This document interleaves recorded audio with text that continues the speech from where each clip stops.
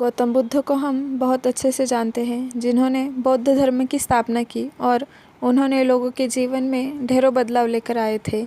यह कहानी भी उनके बचपन की है, जब वे छोटे थे और उन्होंने गौतम बुद्ध के नाम से नहीं बल्कि सिद्धार्थ के नाम से जाना जाता था। उनके एक चचेरे भाई भी थे जिनका नाम देवदत्त था। चलिए जानते हैं इस कहानी के बारे में।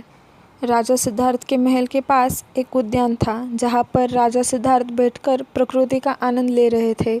एक दिन जब वे अपने बगीचे में बैठे हुए थे कि तभी एक घायल हंस उनके पैर के पास आकर गिर गया। उसके शरीर में एक तीर लगा हुआ था।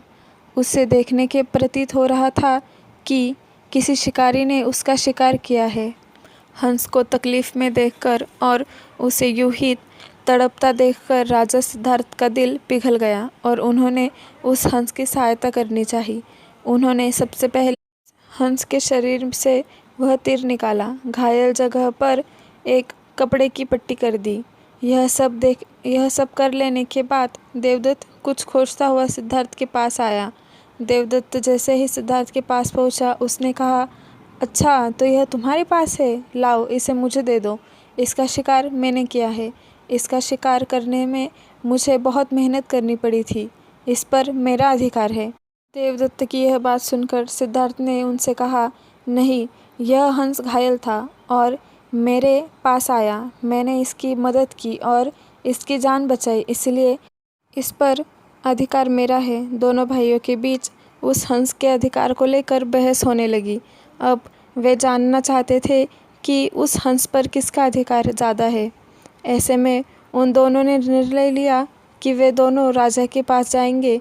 सिद्धार्थ के पिताजी कपिलवस्तु के राजा थे। वे दोनों राजा के पास गए। राजा के पास पहुंचते ही देवदत्त ने सबसे पहले कहा, महाराज, इस हंस पर सबसे ज़्यादा अधिकार मेरा है, क्योंकि मैंने इसका शिकार किया है।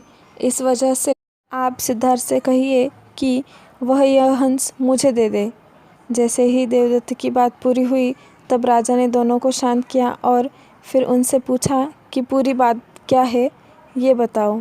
ऐसे में सिद्धार्थ ने राजा को पूरी बात बताई और उन्होंने बोला, पिताजी, बात यह है कि इस हंस का शिकार देवदत्त ने किया था, लेकिन यह हंस घायल होकर मेरे कदमों के पास आ गिरा।